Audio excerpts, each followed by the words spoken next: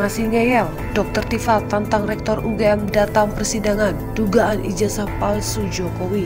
Meski bukan sebagai penggugat, sosok bernama Fauzia itu kerap menambahkan sejumlah opini, seperti membandingkan foto wisuda sampai skripsi Jokowi. Berarti selama ini Pak Jokowi sudah membohongi KPUD Solo, KPUD Jakarta, kemudian KPU Pusat, membohongi rakyat Indonesia, MPR, DPR, dan seluruh dunia. Dan ini kan aneh, bin ajaib dan tidak mungkin terjadi. KPUD Solo, KPUD di Jakarta, KPU, Bawaslu, kemudian DPR, MPR, dan perangkat-perangkat hukum di negeri ini tidak sebodoh seperti Bambang Trimulyo. Alhamdulillah ya, kita masih bisa bertemu kembali dan kita update hal-hal yang menarik. Dan ini menarik ya, soal UGM yang memberikan atau menyampaikan press conference soal ijazah Presiden Joko Widodo.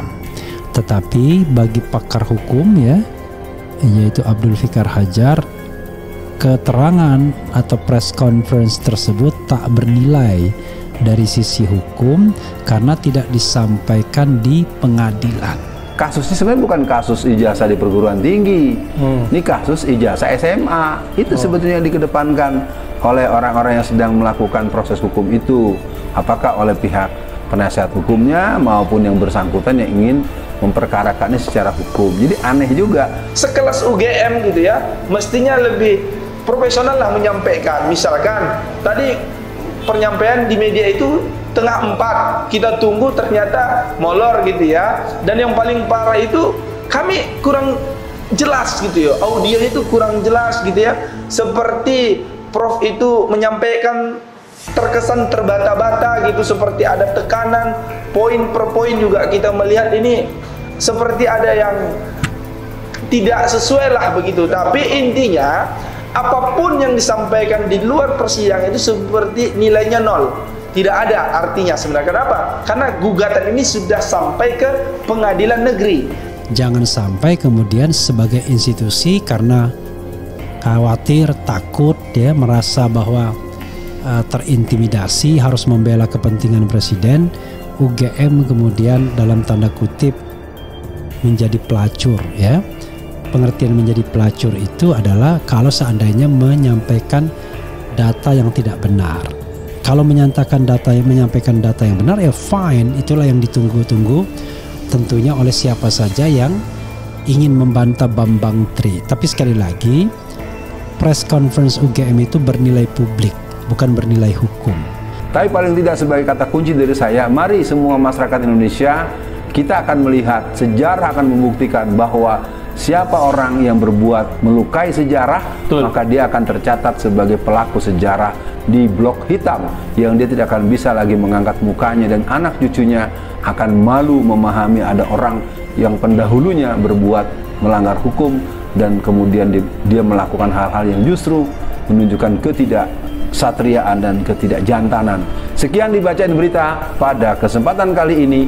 Assalamualaikum warahmatullahi wabarakatuh.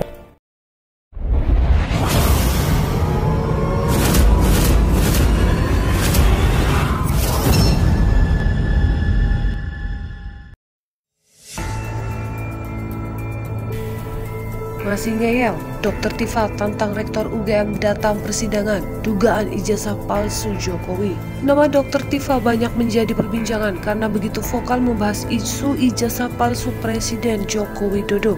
Meski bukan sebagai penggugat perihal dugaan ijazah palsu Jokowi, sosok bernama Fauzia Sauma itu kerap menambahkan sejumlah opini, seperti membandingkan foto wisuda sampai skripsi Jokowi. Universitas Gadjah Mada UGM selaku alma mater Jokowi sendiri sudah buka suara dan mengklarifikasi seluruh isu tersebut.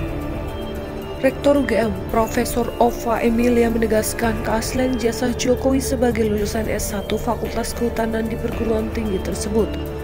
Ova menyebut Jokowi adalah alumni tahun kelulusan 1985. Namun, klarifikasi Ova tampaknya belum bisa sepenuhnya diterima oleh Dr. Tifa, sebab dilihat suara.com di akun Twitternya, Wanita yang mengaku berprofesi sebagai nutrisionis dan epidemiolog itu malah melemparkan tantangan balik kepada Ova.